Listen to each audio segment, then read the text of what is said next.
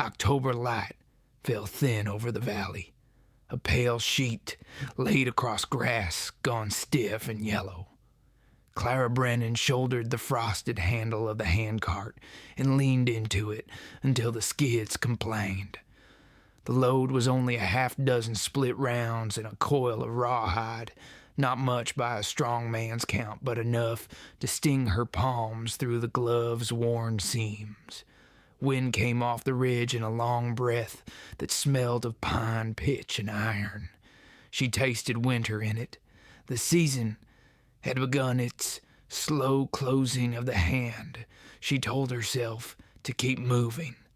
Work first, thoughts later. That was the bargain she kept with herself most days. If she worked long enough, the mind quieted. Noise became rhythm. Pain became proof she was still here. A woman could live with that. The cabin stood where the cottonwoods thinned and the creek bent toward shade. It was a small thing. 2 rooms, a roof patched with tar and faith, a door that hung a little crooked, no matter how she argued with it. The porch had one loose board that clicked like a metronome under her heel.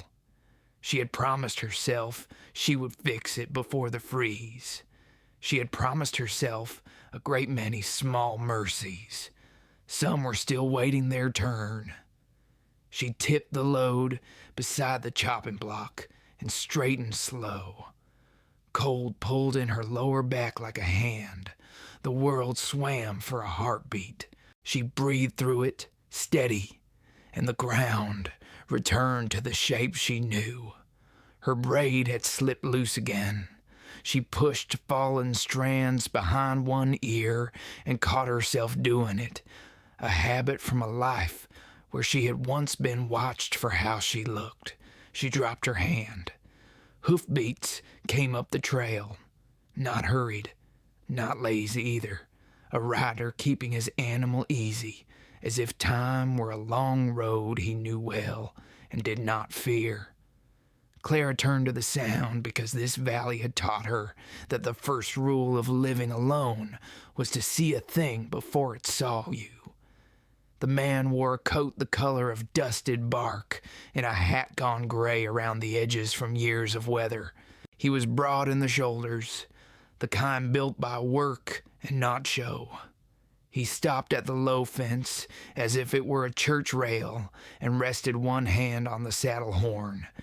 He did not smile. He did not take his hat off. He simply nodded, one human to another, like he had not come to make change in her day at all.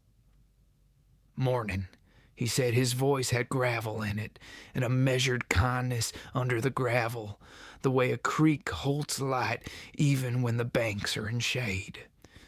"Morning," she answered. He looked at the pile of wood she had gathered, then at her hands. He did not look at the thin scar that ran from her cheek to her jaw. That surprised her.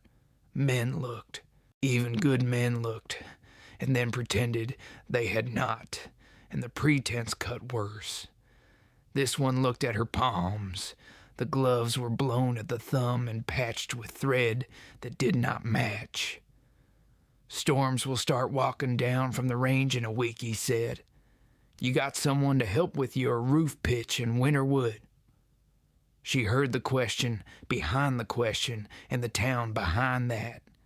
The town always found a way into a simple morning.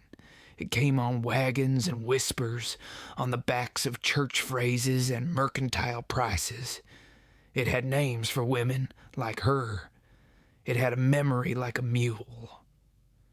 "No," she said, "I do not." The horse flicked an ear. The man rubbed its neck and looked past the cabin to the line of hills as if the answer he needed were written out there on the slope somewhere. When he looked back, his eyes were a dull green, not bright, set deep as if he had known hunger once and learned to live with it. "My name is Jacob Morgan," he said. "Cattle up the north side of the valley. I'm looking for winter work I can count. Trade for meat and feed and a place to keep to. I can frame a roof pitch that will hold a March wind and set a proper drip line. My hands know how to fit a door to its own hinge. There was a time when a man given his name would have opened a door inside her. That door was shut now, locked too. Names had a way of getting inside you and building there. She kept her voice even. I pay in meals and in what I have. No coin, she said, and I do not share a table with a man unless the work is clean and done square. No more and no less. He nodded once. He did not bristle. He did not make a little joke that small kind men make when they feel the distance a woman sets. He looked at the roof line and the way the porch dipped. He looked at the fence corner where frost had swelled the post and split the rail. When he spoke again, it was about wood grain and truth. Square's the only way a thing lasts, he said. A crooked cut makes a crooked life. Clara felt the wind push across the yard and try the seams of her coat. She folded her arms against it, partly for warmth and partly to cover what could not be helped. She had a scar that winter had tightened. It ran fine as a string under skin that had once been softer. On mornings when the air went thin and white, the line pulled tight enough to burn. She tilted her face so the hat brim shadowed it. She heard her own voice before she knew she would speak. I am not pretty, she said. He stood very still. A horse's breath smoked between them like a small signal fire. The man's eyes did not move to the scar. They stayed where her eyes were, and because of that, she had to keep them there too. The distance she kept from town, from talk, from the mirror on bad days, all of it narrowed to a single held breath. That is fine, he said. The words were quiet, as if he feared jolting something flighty. I need honest, not fancy. There was a small sound in her throat, a sound she did not allow to grow into anything larger. Respect was the only coin that bought her time with a man. Respect and work. She pointed her chin toward the roof angle where two beams met wrong. If you can fix that pitch and tell me why it creaks under a south wind, there is stew at noon, she said. If you cannot, there's nothing here for you but a trail back the way you came. Jacob Morgan swung down from the saddle without a word. He tied the reins loose to the fence, as a man does when he trusts his animal and does not plan to be far. He walked to the porch, stepped over the loose board like he had always known it would be there, and set both hands on the beam, listening with his fingers as much as his ear. He did not speak for a long half-minute. She could hear the creak and the soft rasp of his gloves on the wood. The wind shifted and came up under the eaves, and something in the timber answered with a tired little groan. Your ridge is true, he said at last, but this jack rafter is cut short, and the man who said it made the difference with hope instead of lumber. Hope is a poor shim. It moves when a south wind finds it. Clara felt a heat that was not from shame and not from cold. It came from the relief of being seen exactly, without pity and without cruelty. He had named the flaw and left it at that. She could work with that. I have spare lengths, she said, and not many. We will use what you have, he said, and make true with it. His wee slipped under her guard quick as a fox. She could send it back. She had learned how. A woman alone must learn a great many ways to return words to their owners. She lifted her chin, ready to do it. The wind found the porch board and clicked it once, and in the tiny metronome of that sound, she counted the work between now in the first real storm. The count was long. "You will eat on the back stoop," she said. "Tools live in the shed. You bunk in the lean-to if the weather turns and you cannot make it home before dark. If you drink, do it where I cannot see it. If you speak, keep it true and keep it short. I will do the same." He met her rules as a man meets a fence he expected to climb. No complaint, no boast. "Short and true's fine," he said. "I can do that." He went to the horse and unlatched a canvas roll. From it, he took a square, a chalk line, a small saw with a bright edge, and a hammer that had seen its share of winter nails.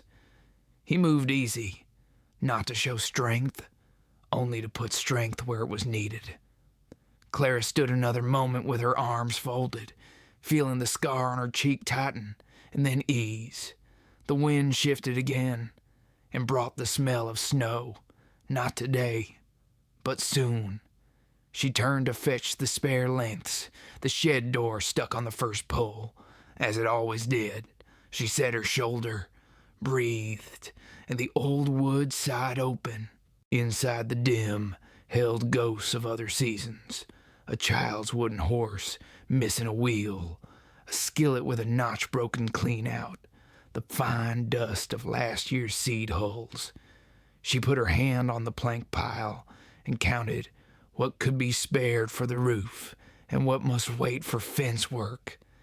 When she came back with 2 boards on her shoulder, the man had chalked a clean line where a new cup would sit. He did not offer to take the weight from her. He simply stepped aside and let her set the boards down how she liked, as if this ground were hers, which it was. She allowed herself one slow breath, a small private luxury. Then she picked up the end of the chalk line and held it steady while he pulled taut and snapped the mark that would tell the saw where to sing. "True," he said again, almost to himself. Clara did not answer. She watched the line settle on the wood like a promise. Then she looked past the porch and saw the ridge lifting into a sky the color of pewter. The day would not warm, the valley would not forgive, but the cut would be true if they made it so. She could live with that. She could live with honest. By noon, the frost had thinned to damp earth, and the sound of Jacob's hammer kept the air alive. Each strike carried a rhythm that Clara found herself listening to, despite meaning not to. It wasn't hurried, not careless either. It was the kind of steady work a man learns after his pride has been broken a few times. He measured each swing like a prayer, short, even, sure. She stirred the stew at the stove, careful not to let the bottom scorch. The smell of venison and onion filled the cabin, and for a moment it felt like a house instead of a holding place for one woman's solitude. She caught herself humming under her breath and stopped. Noise, even small ones, had a way of waking old ghosts.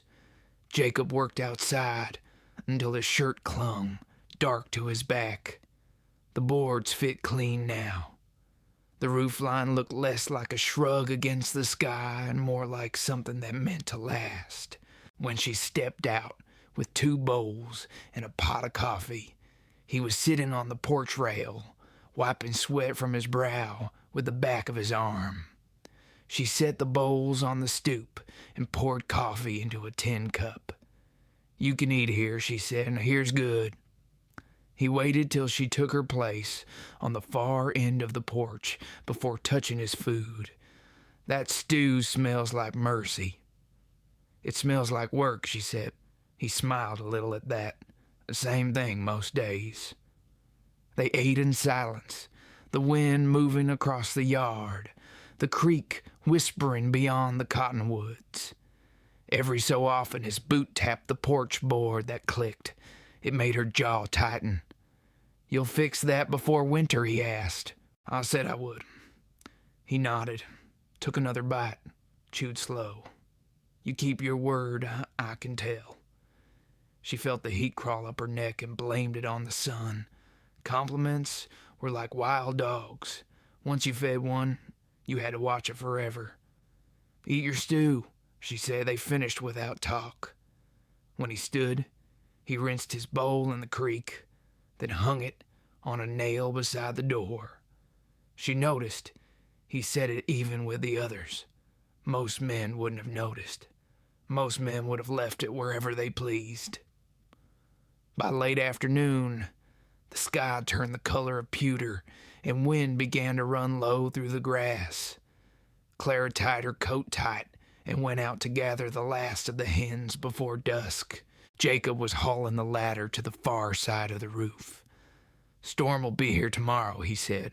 You can feel it in the nails. I don't need a man to tell me about weather, Frada. He gave a half smile.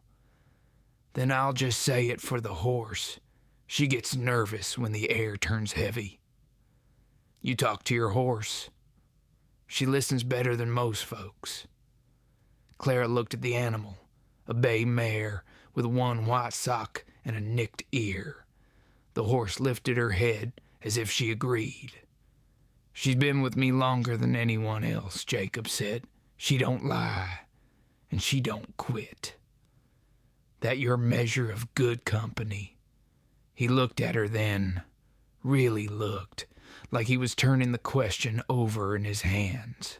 Good company's anything that don't ask for what you can't give. The word sat between them, plain as daylight. Clara turned toward the coop, heart ticking faster than it should. Inside, the hens fussed soft under their breath. She collected eggs into her shawl and told herself to think of nothing else but the count. But thought has its own ways. It came back to the way he said honest, like the word had weight. When she returned, the ladder was gone, and Jacob was stacking cut wood near the porch. He had trimmed the ends true, aligned them neat as scripture. You don't have to stay through the storm, she said. There's room at the bunkhouse near the ridge, closer to the herd. Too late to make it back. I'll use the lean-to like you said. You'll freeze out there. He shrugged. I've done colder. You got blankets you can spare. I'll be fine. She didn't answer. The sky had gone heavy now. Clouds layered thick and low. The first snow of the season would not wait for invitation. When she lit the lamp that evening, the flame wavered in a draft, sneaking through the door frame. Jacob was still outside, tightening the last ropes over the firewood stack. She watched from the window as the first flakes began to drift down, small as ash. He knocked once on the frame before stepping inside. You got a place I can hang the coat? Don't want to bring half the valley's mud in with me. She pointed to the peg by the door. There. He hung the coat and stood awkward, hat in hand. The lamplight found the lines at the corners of his mouth, the gray in his stubble. He looked like a man who'd been chiseled by wind and time, every edge earned. You want coffee? She asked. If you're having some. She poured 2 mugs and set one on the table. He took it, nodded once, sat without waiting to be told. You ever get used to the quiet out here? He asked. You don't. You just stop fighting it. He nodded again, like a man who understood and more than he said. The wind pressed against the shutters, the sound of snow ticking on the roof. He looked toward it, listening. Storm will test every seam in a place, he said. If it holds, you can trust it come spring. Clara sipped her coffee. You talking about roofs or people? He gave a small laugh. Maybe both. For a long moment, neither spoke. The stove popped, sending sparks up through the flue. She thought of asking where he'd come from, why he rode alone, but she didn't. Out here questions were a kind of trespass. When the lamp began to dim, she rose. You'll find blankets in the chest by the door. Keep the lean-to shut tight. Wind gets wicked after midnight. He stood, pulled on his coat. Thank you, ma'am. She almost told him not to call her that, but stopped herself. Good night, was all she said. Night, Miss Brennan. The door closed, and the quiet settled again. She stood there longer than needed, listening to his footsteps fade into the snow. Later, when she lay down, she could hear the storm's first low moan in the rafters. Between the wind and the ticking stove, another sound worked its way in. Steady, slow, the rhythm of a hammer against wood. Not real, just the memory of it, carrying her toward sleep. Outside, the snow thickened. In the lean-to, Jacob Morgan wrapped himself in an old blanket and watched his breath cloud before his face.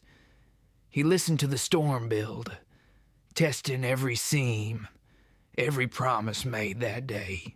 When the night wind found its way through the cracks, he whispered to the dark, not for anyone to hear, but to remind himself why he was there. Honest, not fancy, he said. We'll see if that holds. The storm arrived before dawn, dragging the mountains into a white hush. Wind clawed at the shutters and slipped through every crack in the walls. By the time Clara lit the stove, the world outside had vanished in a curtain of snow. The creek no longer spoke. The valley itself seemed to hold its breath. She moved through the cabin in thick socks and a wool shawl, tending to the fire, setting a kettle, checking the latch on the door.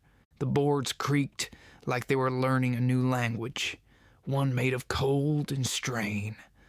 Outside, she could hear Jacob moving around, the muffled thump of boots and the grunt of a man testing ropes in the dark.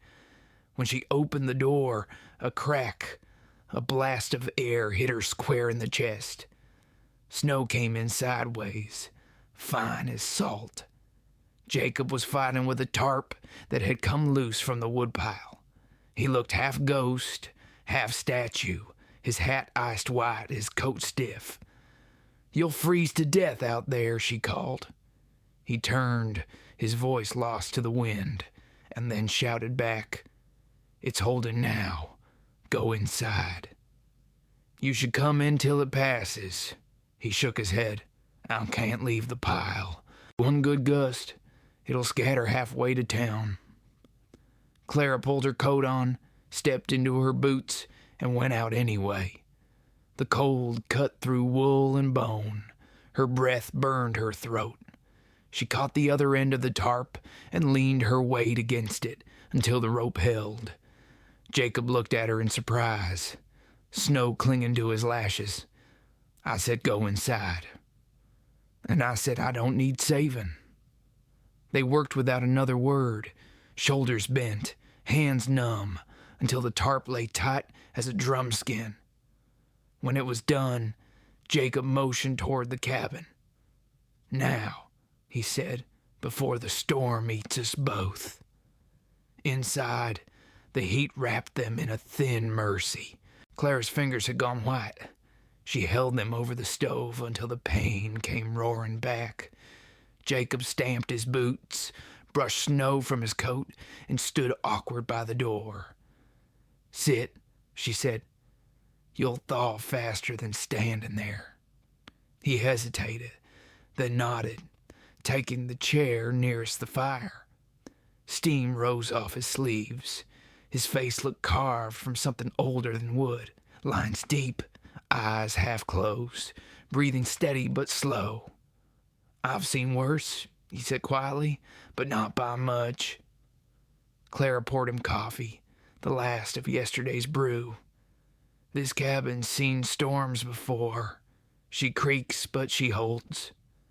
He smiled faintly. Same as her owner, I reckon. She gave him a look that might have been a warning or just disbelief. "Don't start with that." I meant it as truth, not flattery. She sat across from him, the table between them. Truth's a dangerous thing in a storm. He leaned back, listening to the wind drag its claws along the roof. Maybe that's when a body needs it most. They sat like that for a long while, the fire snapping, the kettle beginning to hiss. Outside, the storm howled and shifted, throwing light through the small window like water through glass. Every few minutes, Jacob stood to feed the fire, his movements slow but sure. She watched him the way one watches an unfamiliar animal, half wary, half curious. "You married once?" he asked softly, eyes on the flames. "Once," she said, "long time ago." He nodded, as if the answer had weight enough. "Me too." She didn't ask what happened. He didn't ask her either. Silence filled the rest. In that quiet, the storm pressed harder. When dusk came, it was hard to tell the hour. The window was a square of gray, the light gone flat. The stove's glow turned the room into amber and shadow. Clara ladled soup into 2 bowls, her hand steady now. "You'll take this?" she said. "No use being proud in weather like this." He accepted it with a small nod. "I'm not proud, Miss Brennan, just slow to trust my luck." "You call this luck?" He smiled with only one corner of his mouth. "Still breathing, still warm. That counts." They ate slow. Outside something slammed. Maybe a branch. Maybe the wind tearing loose a shingle. Jacob stood at once, pulling his coat back on. "Stay," she said, "or you'll be no good out there blind." He opened the door anyway and vanished into the storm. The cold rushed in after him, cruel and alive. Clara cursed under her breath, grabbed a lantern, and followed. She found him by the corner of the roof, wrestling a plank that had come loose. Snow whipped between them, stinging the eyes. He was trying to nail it down one-handed, the other arm wrapped tight around the post for balance. "Hold the lantern," he shouted. She braced herself beside him, light trembling in her hands. He drove the nails in hard, 3 in quick rhythm. On the 4th, the hammer slipped. His hand smashed the edge and he grunted low, teeth clenched. "Let it be," she said. "One more." The wind screamed, tearing at their coats. When the last nail went home, he sagged against the wall, breath steaming, knuckles bleeding. She caught his arm, guiding him toward the door. Inside again, they collapsed against the wall, snow melting off in streams. She tore a strip from an old shirt and wrapped his hand without asking. "You're a fool," she said. "I've been called worse." "Your hand'll swell." "Then I'll use the other till it don't." She tied the knot tight, harder than needed. "You can't work with both hands busted," he met her eyes. "You'd rather I let the roof go?" "I'd rather not bury another man in spring thaw." Something shifted in the air then, small but sharp. The wind outside softened to a steady hum, the kind that comes after fury. Inside, the space between them felt heavy, almost warm. Jacob looked at her, his voice rough but low. "You lost someone to weather?" She took a breath. "Steady. Fire, not snow. Makes no difference." We nodded. "No, it don't." They stayed there until the stove crackled itself quiet, neither speaking. She thought he'd fallen asleep sitting up, but then he said, "You're right, I'm a fool. But fools sometimes build the only things that last." Clara didn't answer. She rose, added another log to the fire, and stood watching it catch. The orange light climbed the walls, painting her scar gold. She could feel his eyes on her, but didn't turn. "Rest," she said finally. "Storm's not through yet." Jacob shifted, the chair creaking under him. "Ain't through with either of us," he murmured. When she went to her bed that night, the wind had eased to a sigh. In the dark, she could hear him breathing slow, steady, on the other side of the wall. For the first time in years, the sound didn't make her flinch.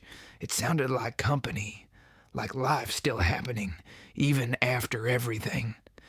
And when the stove popped once, sharp in the silence, she smiled into the dark, and the cabin held. For now, that was enough. Morning came slow, crawling gray through the cracks between boards.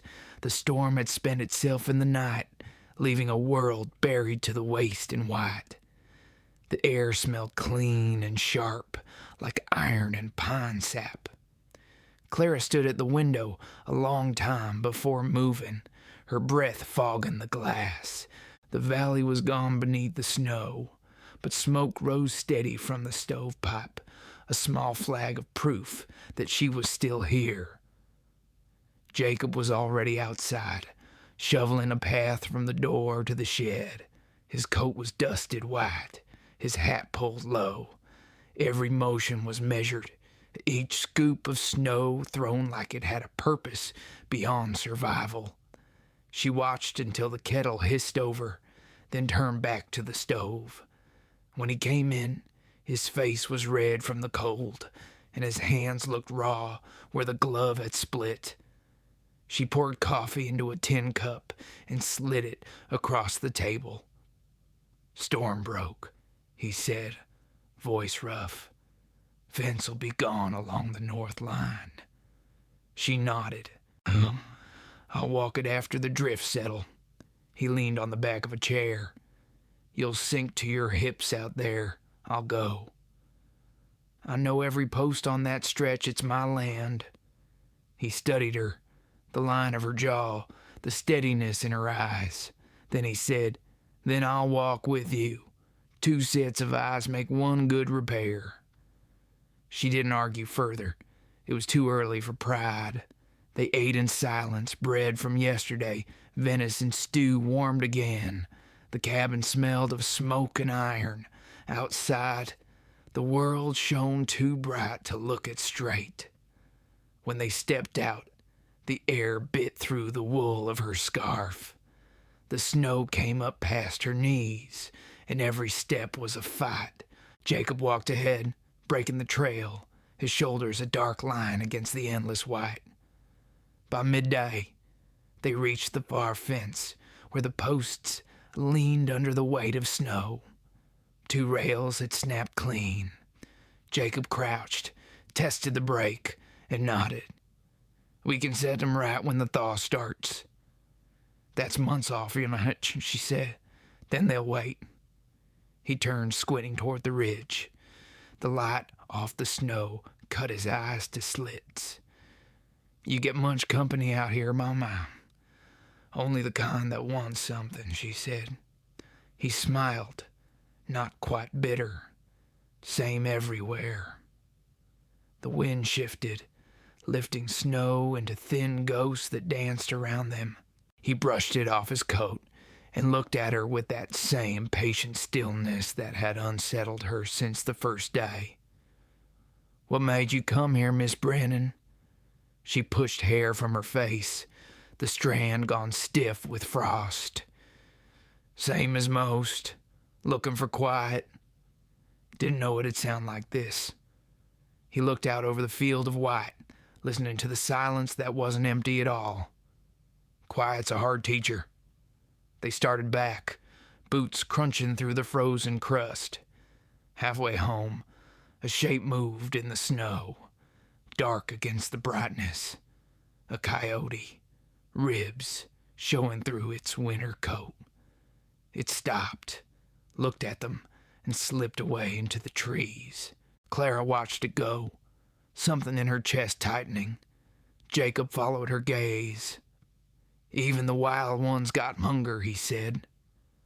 When they reached the cabin, she hung her coat by the stove and poured water to boil. He sat near the fire, rubbing warmth back into his hands. His fingers were cracked, the knuckles scabbed from cold. "You ought to wrap that again," she said. He glanced down at his bandaged hand. "You always tell a man what he ought to do."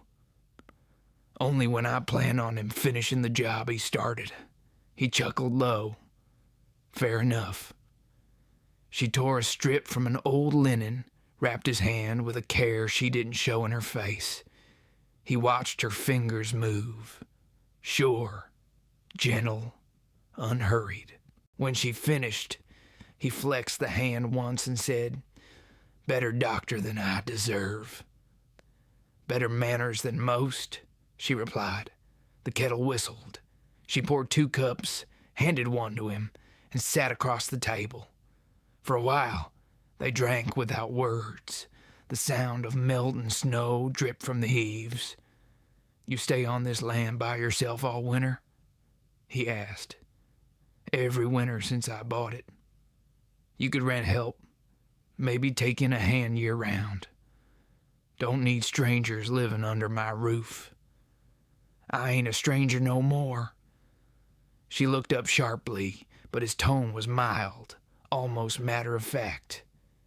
"You fixed my roof, ate my stew, survived my temper. That counts for something," he said. "Counts for work," she answered. He nodded. "Work's the start of most things worth keeping." The words hung there, plain and heavy. She set her cup down. "You talk like a man who's built and lost before." He didn't look away. "You could say that." She waited, thinking he might tell her more, but he didn't. The quiet stretched, broken only by the stove's pop. She found herself studying him. The small scar near his jaw, the silver at his temple, the way he always looked like he was listening to something far off. When she finally spoke, her voice was softer than she meant. "What'd you lose?" He leaned back, eyes fixed on the window where snow light spilled thin across the floor. "A wife, a boy. Fever took 'em both." Clara's breath caught. "I'm sorry." He shook his head. "You don't have to be. The world don't owe me peace." The kettle clicked as it cooled. She wanted to ask what he owed the world, but the question felt too heavy. Instead, she said, "You carry that quiet like it's a weight." He smiled, small and tired. "Maybe I do, but some weights teach a man to walk straight." They sat until the light faded, and the room turned gold with fire glow. Outside, the snow still fell, soft and steady, but the storm had lost its teeth. That night, Clara couldn't sleep.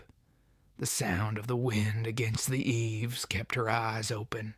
She thought of Jacob's words, weights that teach a man to walk straight, and wondered if such a thing was true for women too.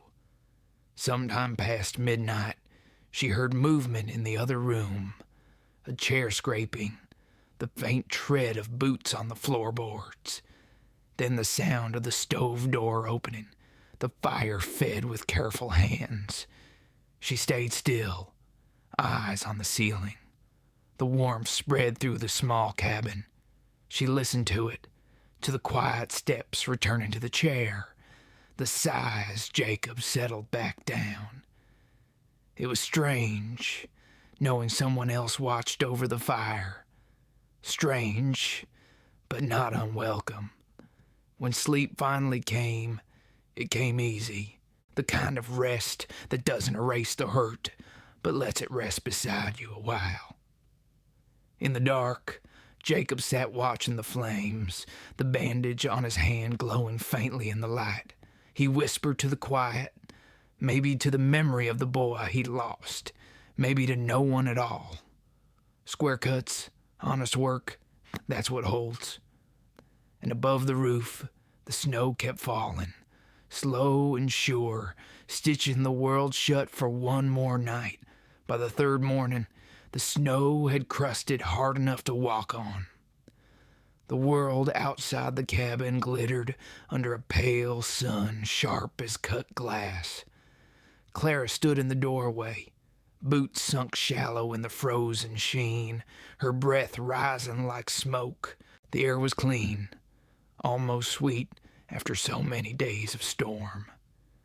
Jacob came from the shed carrying an armful of kindling. His coat hung open, and the color had come back to his face. He moved slow but steady, the limp from his bruised hand barely noticeable. "You planning to mend fence today?" she asked.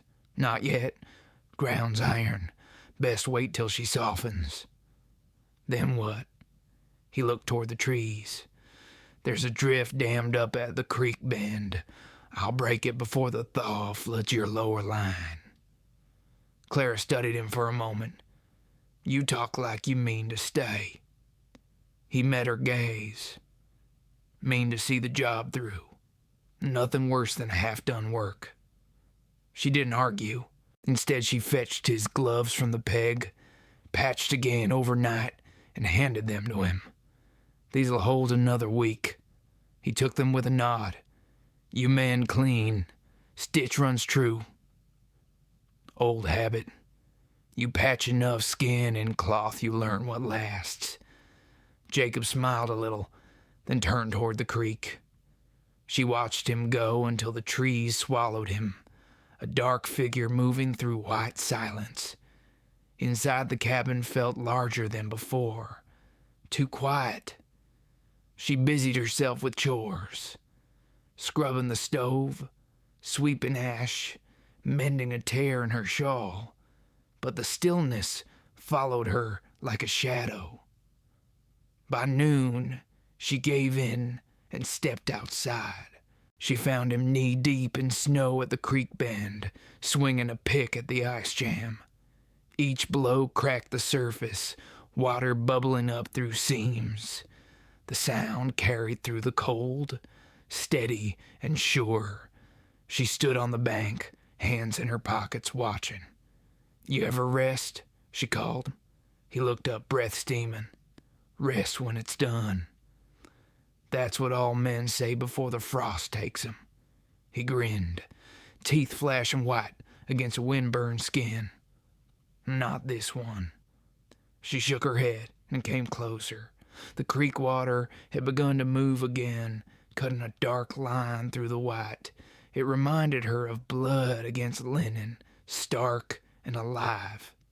When he finished, Jacob climbed up the bank, breathing hard. His hair was damp with sweat, hat in his hand. She offered him a canteen, and he drank deep before handing it back. "You work like a man trying to outrun something," she said. "Maybe I am," he replied, eyes on the creek. "But it's a long trail behind me. You can't outwork ghosts." "No," he said quietly, "but you can tire 'em out." The answer made her smile before she caught herself. "You talk like a preacher." "I talk like a man who's been wrong more than once." They stood a moment in the quiet, the water whispering beneath thin ice. Then she turned for home. "Supper's at 5. If you're late, you'll eat it cold." "I won't be late." He wasn't. By the time the sun dropped behind the ridge, the table was set with bread and beans, and he'd already washed at the pump. They ate slow, neither speaking much. It was a comfortable silence now, worn smooth like a river stone. Afterward, Jacob leaned back, eyes half closed. "You ever think about town?" "Only when I need salt or nails." "Must get lonesome out here." "Lonesome's lighter than what most folks bring with them." He looked at her across the lamplight, studying the way it caught the faint line of her scar. "You really believe that?" "I live it." He nodded, then said, "You don't scare easy." "Fear's a waste of good daylight." Jacob's smile faded to something quieter. "You're the first woman I ever met who didn't need rescuing. Clara looked at him hard. You say that like it's strange. Maybe it is, he said. Most folks want saving from something even if it's themselves. I learned a while back there ain't no rescue worth owing for. He didn't answer, but his eyes softened. The silence after carried more truth than words would have dared. Later, when the fire had burned low, she rose to add another log. The shadows danced across the walls, and Jacob's voice came from behind her. Why'd you say you weren't pretty? She froze, her hand on the poker. The memory of that first morning came back. The cold wind, his steady voice, her own words thrown like a stone. I didn't say it for you, she said. I know, but I keep thinking about it. She turned. Then stop. He nodded, but didn't. His gaze held hers, calm and sure. Pretty don't last long out here, but the truth makes it through winters. She wanted to tell him to hush, to stop talking like he knew anything about her kind of truth, but something in his tone made her still. You think you know me? She asked. No, he said. I think I'd like to. The words hung in the room like breath in cold air. She didn't move, didn't blink. Finally, she said, you can know the work. That's all. That's a start, he said. The lamp flickered, throwing light across his face, cutting the years into fine lines. For the first time, she noticed how tired he looked. Not weak, just worn by too much living. When she finally spoke, her voice had softened. You ought to sleep. So should you. I don't. Much. He nodded, as if that made sense. Storms leave noise behind. Takes a while to forget. He moved to the door, hat in hand. Good night, Miss Brennan. Good night, Mr. Morgan. The door closed with a soft click. She stood there long after, staring at the chair he'd left empty. Outside, the snow creaked under his boots until the sound faded toward the lean-to.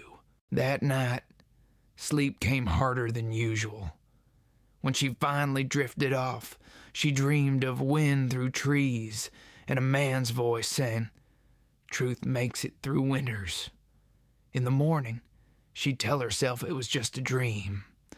But she'd wake to find the stove already burning and coffee hot on the table. And that, she'd realize, was something she hadn't had in years. Someone else thinking of warmth before she did. The thaw began with sound, not birds, not wind, just the soft dripping of snow loosening its hold on the world. Each drop struck the roof like a heartbeat.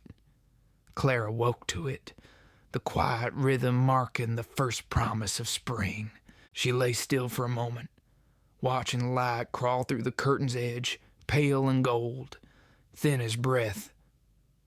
When she rose, the cabin smelled of coffee and damp earth.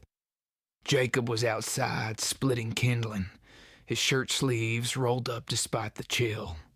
His movements were clean, practiced, each swing true, each split piece falling in neat halves.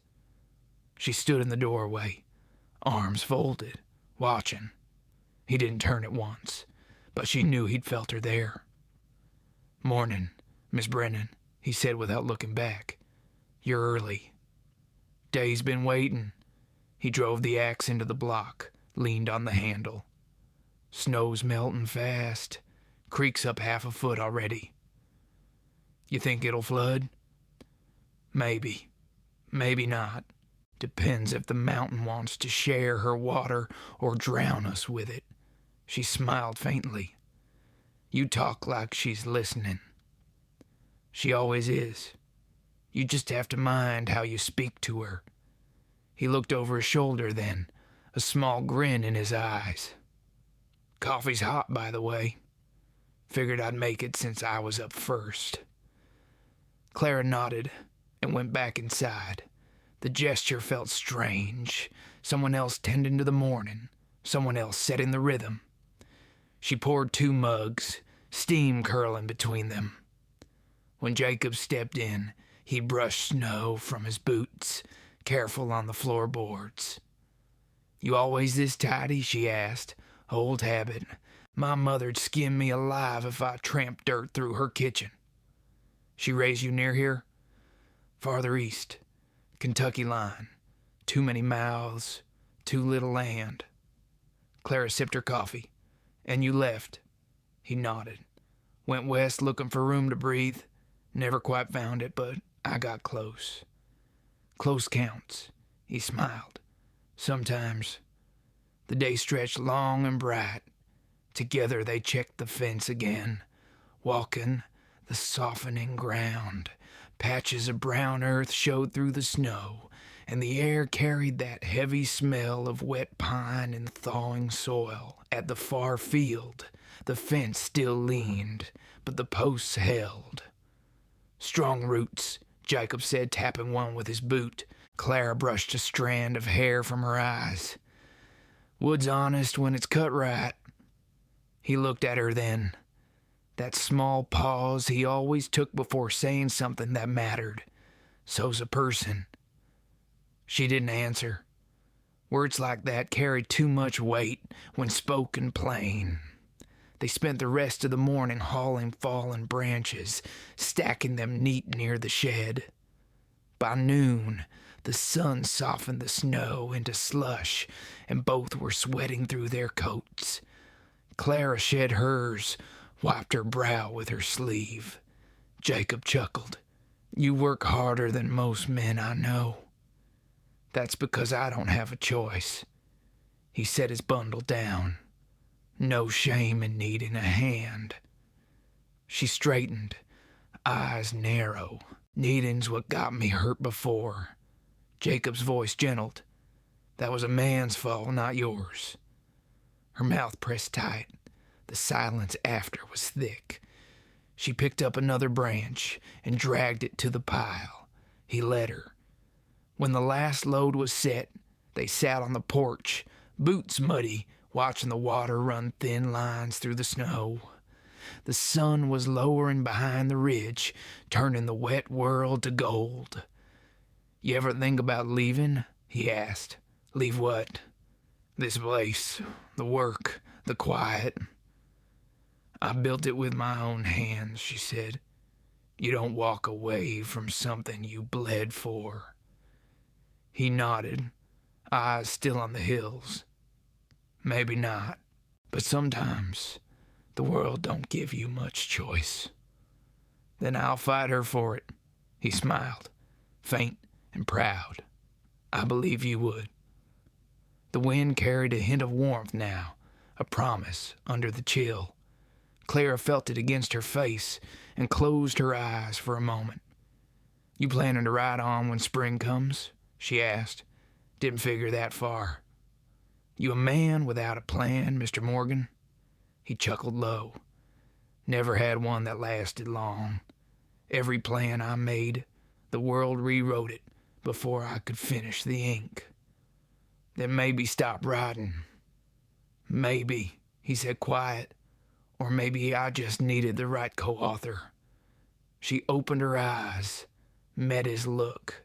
"You talk fancy for a man with dirt under his nails." "Fancy words don't make 'em less true." She looked away, the faintest smile tugging her mouth. "You should eat before the sun's gone." They ate on the porch, stew again, simple and warm. He told her about a horse he'd lost in a river crossing years back, and she told him about the first winter alone, when she nearly froze because she'd underestimated how much wood she'd need. The stories weren't grand, but they were enough. As the light faded, he leaned back, arms resting on his knees.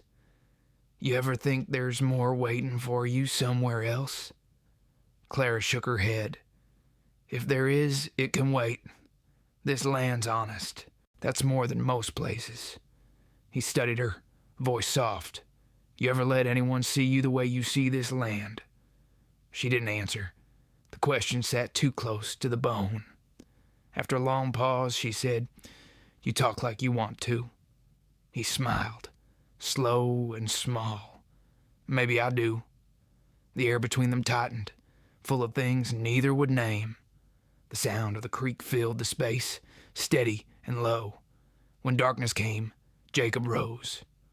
"I'll check the lean-to before turning in." "Roof should hold," she said. "Should," he echoed, "but I'll see to it anyway." She watched him disappear into the twilight, his shadow stretching long across the snow. For the first time since he'd come, the cabin didn't feel like armor. It felt like shelter. That night, sleep wouldn't come easy. The memory of his words, "You ever let anyone see you the way you see this land?" followed her like the scent of smoke.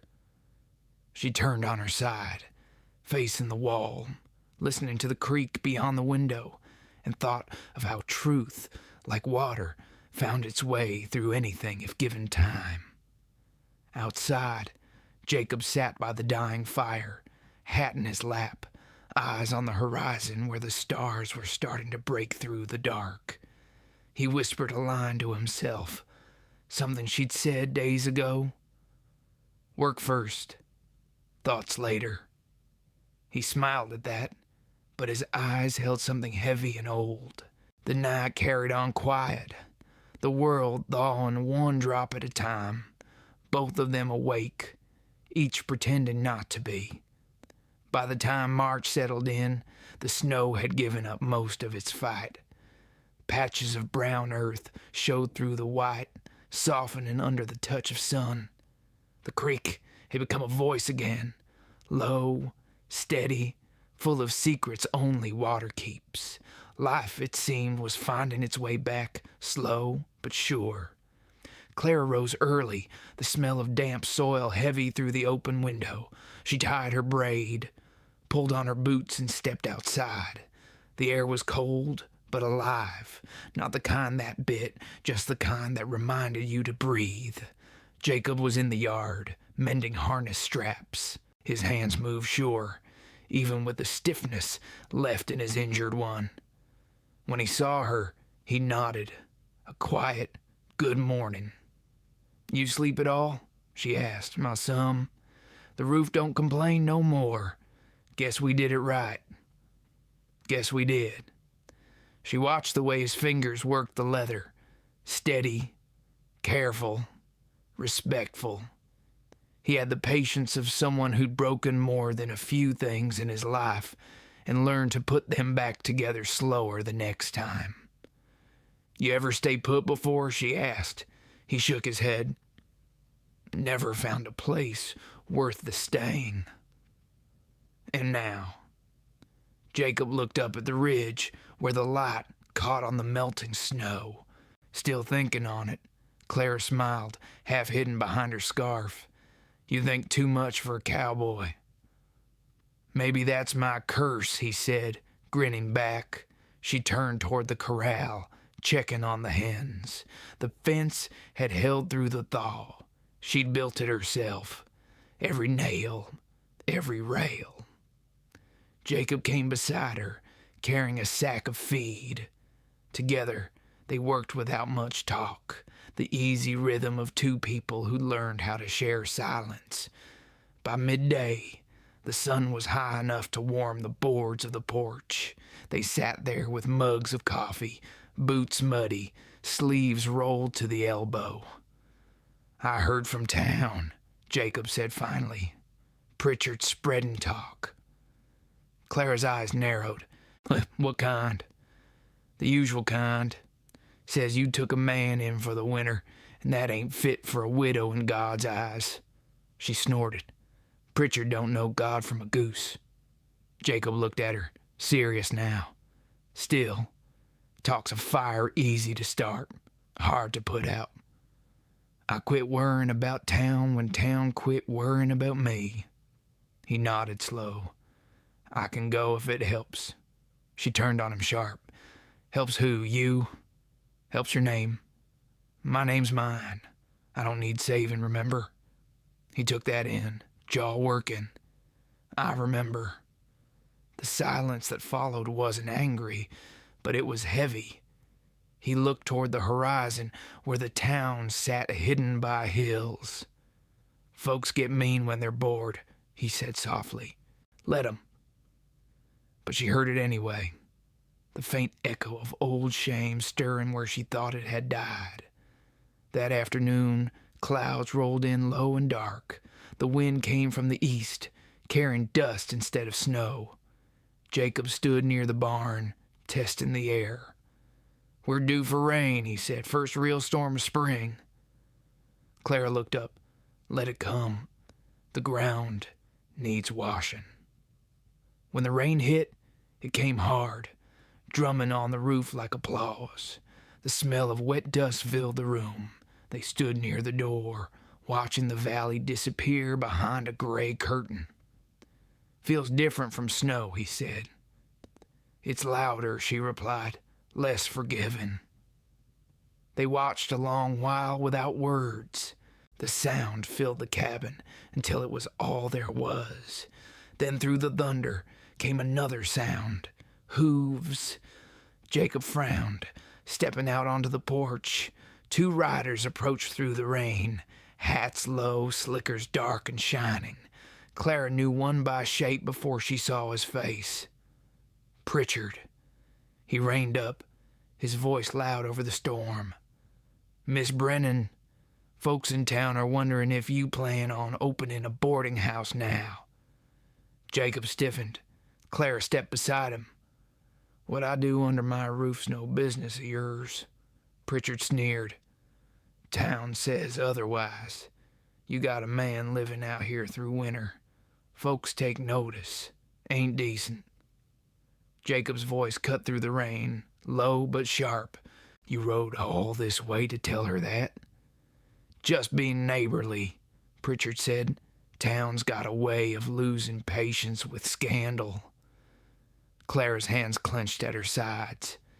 Then they can choke on their patience. Pritchard's smirk faltered. He glanced at Jacob. You ought to move on, mister, before decent folk decide to make you. Jacob took one step down from the porch. The rain ran in streams off his hat brim, his voice calm but heavy as stone. I've had enough of men calling themselves decent while they dig graves for better folks. Pritchard looked ready to speak again, but something in Jacob's eyes stopped him. He turned his horse and rode off, his partner close behind. When they were gone, Jacob stood still, water dripping from his coat. Clara exhaled slow, the anger leaving her like breath in winter. You didn't have to do that, she said. He turned to her. Didn't do it for you. Did it for the truth. She looked at him a long moment. Same thing. They went back inside, soaked through. The fire had dimmed, but the room felt warm anyway. She handed him a towel and said quietly, You stand up like that again, they'll come back twice as mean. Let 'em, he said. I'm not leaving you to their gossip. Clara met his gaze, voice firm. I don't need you to fight my battles. I know, he said, but I'd like to stand beside you while you do. She looked at him then, really looked, at the tired kindness in his eyes, the steadiness in his jaw, the way the storm light painted his face in silver. I don't know what to do with a man who says things like that, she said. You don't have to, he answered. Just let it be true. The rain kept falling, steady and soft now, a curtain between the world and them. For the first time, Clara didn't feel the need to hide her face. She let him see her, scar and all, in the full light of the fire. He didn't speak. He just looked and nodded once, slow, like he understood something he couldn't put into words. When she finally turned away, her hand shook, but not from fear. The storm outside had eased, but another had started in her chest, quiet, warm, and alive, and for the first time in a long while, she didn't wish it gone. The rain didn't stop for 2 days. It came steady and cold, soaking the valley and turning the path to town into a vein of thick mud. The creek rose, quick and restless, carrying branches, bits of bark, anything that hadn't rooted deep enough. Claire watched from the porch, arms folded, the hood of her coat pulled low. The air smelled of wet pine and silt. Jacob stood beside her, rope in hand, checking the tension on the posts that held the woodpile tarp. His movements were quiet, methodical, but his jaw was set tight. "They'll come again," Clara said. "Maybe," he answered, "or maybe the rain will wash their talk clean for a while." She almost smiled. "You always this hopeful?" "No, just stubborn." They went back inside, dripping from the rain. He built the fire higher, fed it until the room glowed. She hung their coats by the hearth and poured coffee. Neither said much. There wasn't much left to say that didn't sit already between them.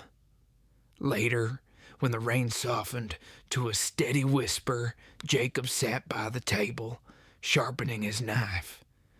The rhythm filled the cabin like breath. Clara stitched a torn sleeve, her needle moving through the fabric with practiced calm.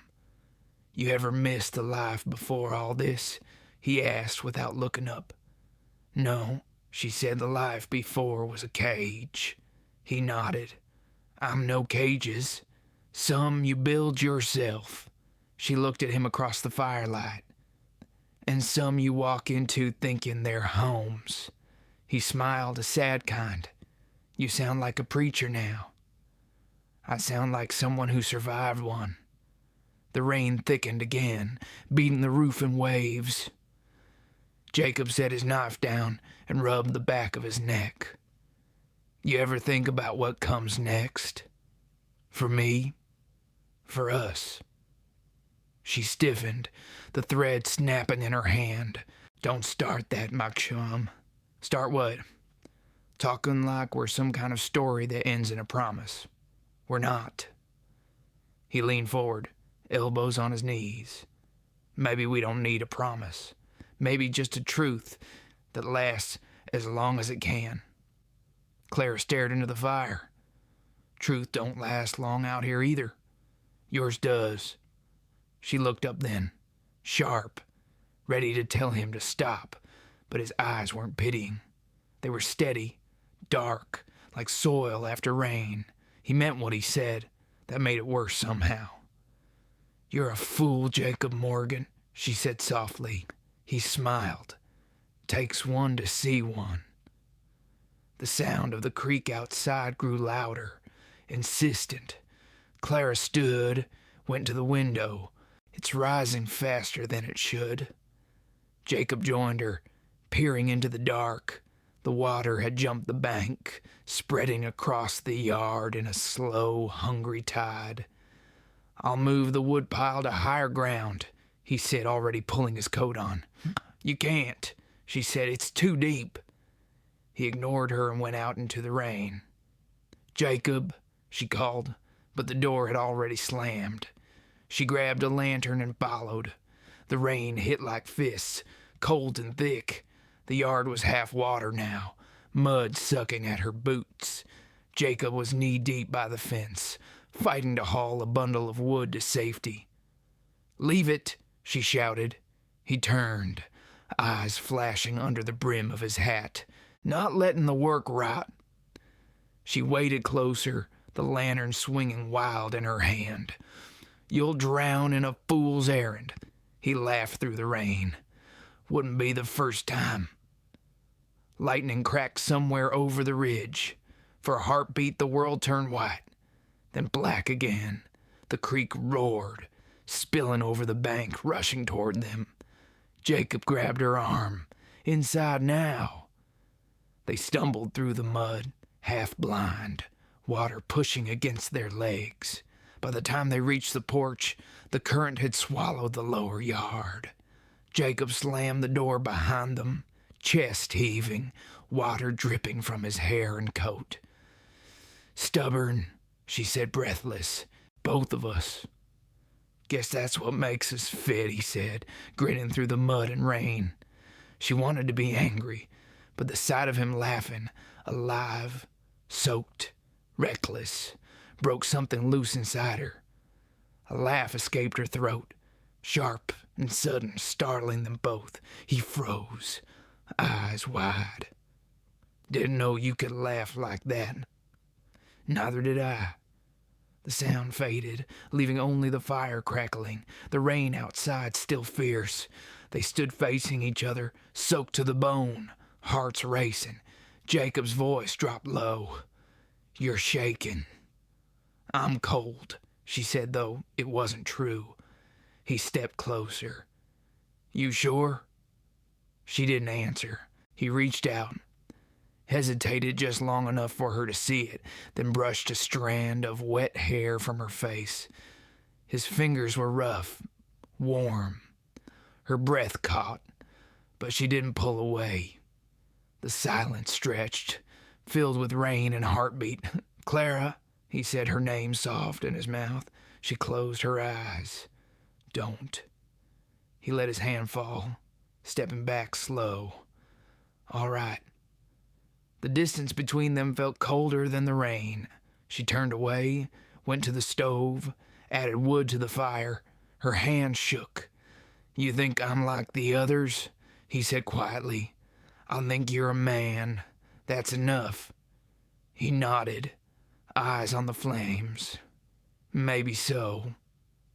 Neither spoke again that night. When she finally went to her room, the rain had softened, and the creek had begun to fall back into itself. She undressed by the dim light, her heart still unsteady. Through the wall, she could hear Jacob moving, boots set down, chair scraping, the soft exhale of a man too tired to sleep. She lay down, staring at the ceiling. The sound of his breathing drifted through the thin boards, steady as a clock. She didn't want it to stop. Outside, the storm passed west toward the open plains, leaving behind a world washed clean, raw and shining. In the morning, the sky would be bright again, but that night, beneath the roof they'd built together, the air held the weight of something new, half fear, half mercy, and neither of them spoke its name. By morning, the sky was clear again, a blue so deep it looked almost new. The air smelled of wet cedar and ash, the kind of scent that follows hard weather and stays in the bones. Clara stepped outside, boots sinking in the soft mud. The world glistened. The creek had dropped back into its bed, though it left behind branches and a long scar of silt. Jacob was already out there, sleeves rolled, digging a new channel with a shovel. His hat hung on a post nearby, hair dark and dripping from sweat. He paused when he saw her, leaned on the handle and nodded. "Morning," he said. "Morning," she answered. "You plan on digging a whole new river?" He smiled. Just showing her where to go next time." Clara came closer, the hem of her skirt catching mud. "You think you can tell water what to do?" He shrugged. "If a man works long enough, sometimes it listens." She looked at the creek, at the ruin the flood had left, and thought how much of life was like that. Learning where the current means to go and trying to build around it before it takes everything. He pointed toward the far fence. "Couple rails float off. I'll fetch new ones before dusk. You'll wear yourself out." "Wouldn't be the first time," he said, that half smile back again. Clara watched him for a moment, then turned to the cabin. "Breakfast is ready when you're done pretending you're the river's master." He laughed under his breath. "Yes, ma'am." Inside she set the table, corn cakes, coffee, a jar of apple preserves she'd been saving for spring. The cabin felt strange in the sunlight, almost soft. When Jacob came in, boots muddy, face bright, she poured his coffee before he could ask. They ate quiet. The warmth between them wasn't the awkward kind anymore. It was the easy hush of two people who'd shared too many storms to bother with pretense. "You ever been to a place after it floods?" he asked suddenly. "Once. Back east. Water took the whole town. Only thing left standing was the church." "Figures," he said, smiling into his cup. "The one place built for guilt." Clara frowned. "You sound like a man with a history." He nodded. "Had me a preacher once. Told me honest work couldn't save a sinner. Only confession could. I told him I'd rather swing a hammer than kneel for forgiveness I hadn't earned." "And what did he say to that?" "Said I learned the hard way. Maybe I did." She looked at him quiet. "You ever find your forgiveness?" He stared at the fire. "Not yet. Maybe I ain't done the right work for it." The words hung there, soft as dust. Clara folded her hands in her lap. "Forgiveness isn't given," she said. "It's built, same as a roof." He looked up, met her eyes. "You sound like you know." "I do." She didn't say more, and he didn't ask. The day wore long. They worked the fence together, side by side, boots deep in wet clay. Jacob hammered new rails.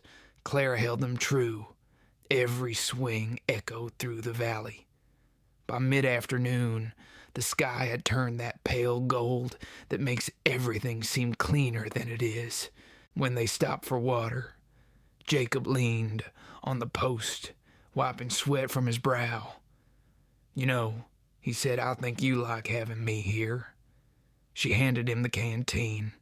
"You think too much." He took a drink, grinning. "Doesn't mean I'm wrong." "Maybe not," she said, voice quieter than before. He studied her face then, the curve of her scar catching sunlight. "You ever thought that maybe the world's done punishing you?" Clara froze. "Who says it was?" He set the canteen down. "You carry it like it was.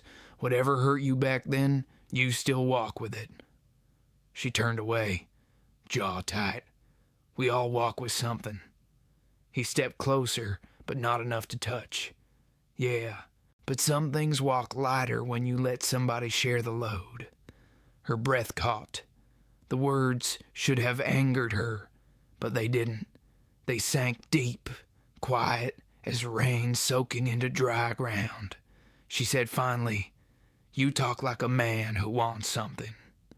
Jacob's voice softened. "I want to stay, that's all." She faced him then, eyes sharp. "You think staying's easy? You think it don't change things?" "I know it does." "Then why risk it?" He smiled, small, almost shy. "'Cause sometimes a man finds a place where the wind sounds right, where he don't mind waking up." She wanted to look away, but couldn't. The sky had gone amber behind him, and the wind pushed at his hair, carrying that scent of pine and damp earth. He looked like part of the land, tired, honest, stubborn. She said, "You don't know me well enough to say things like that." "I know enough," he said. They stood like that, neither moving, until the moment passed. Then Clara took up the hammer, turned back to the fence, and said, "You missed a nail." Jacob smiled, picked up where he left off. That night, after supper, he lingered by the fire while she washed the dishes.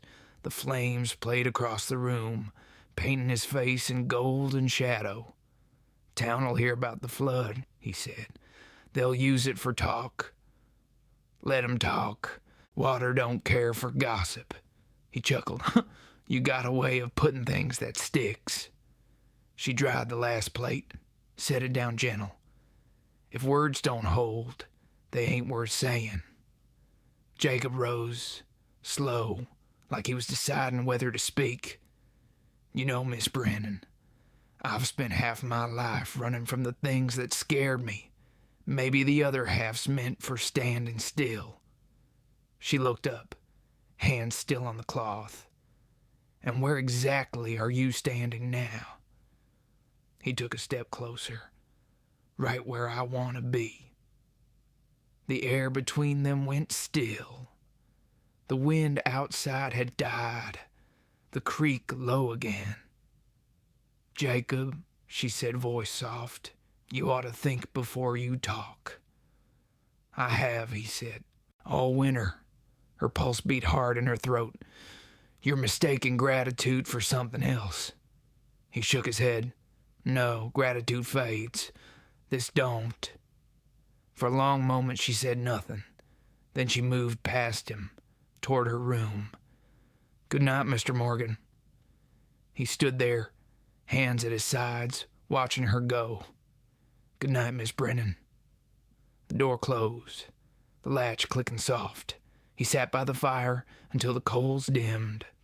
Outside, the first frogs of spring began to sing, faint but certain, like a promise the land meant to keep. And in the small room beyond the wall, Clara lay awake, staring into the dark, her heart steady and restless all at once. She whispered into the quiet, as if to herself, "Don't start what you can't finish." But even as she said it, she knew she already had. The days stretched longer now, the light lingering like it had nowhere else to be. Grass was pushing through the melt, shy green blades testing the wind. The smell of thaw and smoke hung low in the valley. Jacob had mended the last of the rails and turned the soil near the cabin for a spring garden. Every shovel mark looked deliberate, the earth giving itself up one breath at a time. Clara watched from the porch, shelling dried beans into a pan. The rhythm of his work fit the day's quiet. She liked that rhythm, though she would never tell him so. He looked up once, caught her eye, and smiled. She looked away fast, but not fast enough. He straightened, leaning on the shovel handle. You ever plant this early before? Once. Spring came quick that year, too. Good sign, then. Or a trick. Guess we'll see. He stuck the shovel in the dirt and sat on the porch step near her boots. The space between them was small, the air thick with sun and the smell of turned soil. You thinking about town? She asked. Not unless I have to. They'll be waiting. They always are, he nodded. Let 'em. Folks who need gossip don't got enough work. She chuckled under her breath. You sound like you been rehearsing that. Maybe I been living it. He picked up a bean from her pan, rolled it between his fingers. You figure they'll come out this way again? If they do, I'll be ready. I don't doubt that. They worked through the morning in easy silence. When the sun reached its peak, Jacob built a small fire in the yard to boil water for coffee. Clara joined him, kneeling on the grass beside the pot. The wind shifted, carrying warmth up from the south. Somewhere beyond the ridge, a meadowlark started singing. Jacob poured her a tin cup first. Here, Ma. She took it, careful not to meet his eyes. Thank you. He settled beside her. You ever get tired of fighting the land? She took a slow sip. The land never lied to me. Can't say that about people. He nodded. Fair. The sound of the creek drifted up, calmer now, its anger spent. Jacob turned the cup in his hands. When I came here, I figured it'd be a week's work, maybe 2. I didn't mean to stay. Clara said nothing.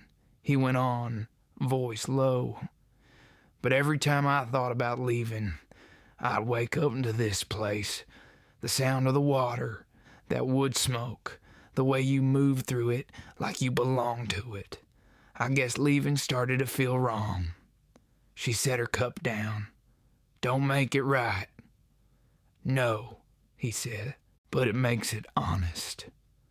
She looked at him then, searching for the lie and not finding it. Honest doesn't fix what the town thinks. Don't much care what they think. Well, I do. Her voice sharpened. I built this land by my name.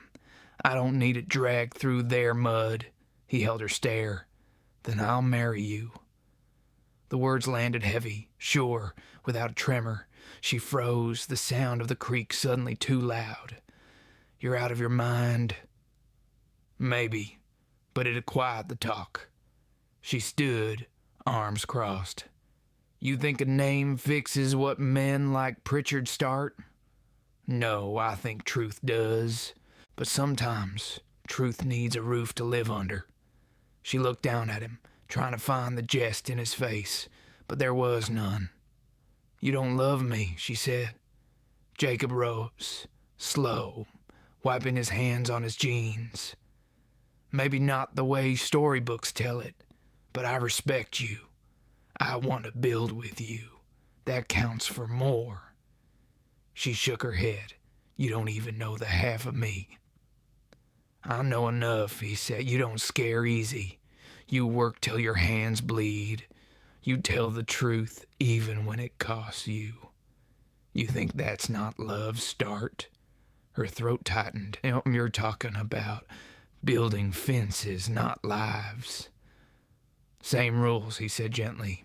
Straight cuts, strong posts, patience. She turned away, staring at the ridge where clouds were piling like slow smoke. You should go back to town. Finish your business before the thaw road closes. Is that what you want? Silence hung between them. She didn't answer. He nodded once. Then I'll ride out tomorrow. Settle things proper. I'll come back with an answer you can say yes or no to. Clara's eyes flashed. I didn't ask you to. No, he said, but I'm doing it anyway. He picked up his hat from the rail and went inside to pack.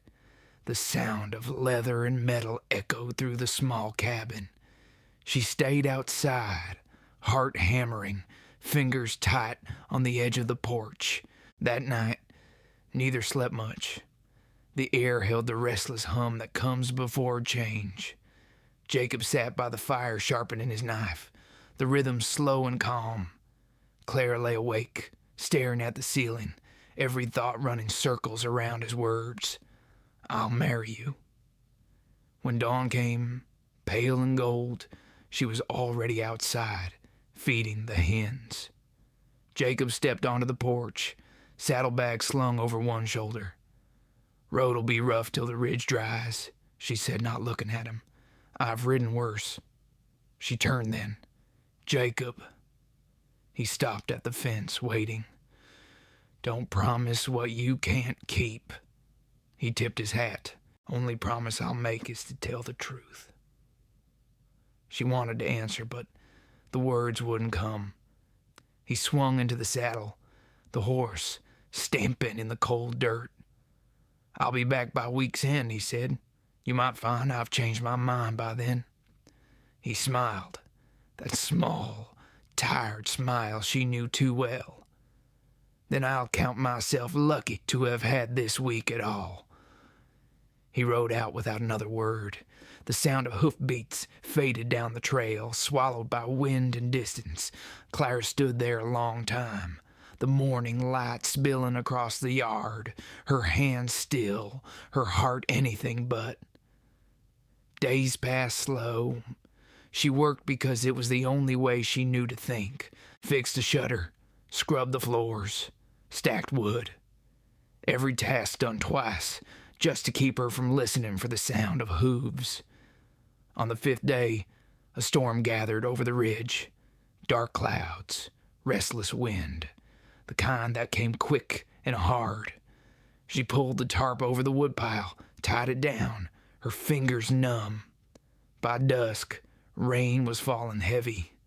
When lightning split the sky, She thought she heard something beneath the thunder. A horse. Fast. Close. She stepped out into the downpour, coat clutched tight, heart pounding. Through the sheets of rain, a figure took shape on the trail. Jacob, soaked, mud to his knees, a letter in one hand. He dismounted, boots slapping the ground, eyes bright through the storm. "What are you doing here?" she shouted over the rain. "Town meeting," he called back. "Pritchard, he tried to call me out. Said I'd ruined your name." Her chest tightened. "You didn't—" "I know," he said, "and I told them. Told the preacher, too." "What did you tell them?" He stepped closer, rain running off his hat brim. "That there's no shame in truth. That I love you plain and honest. That I'd stand beside you till the work runs out.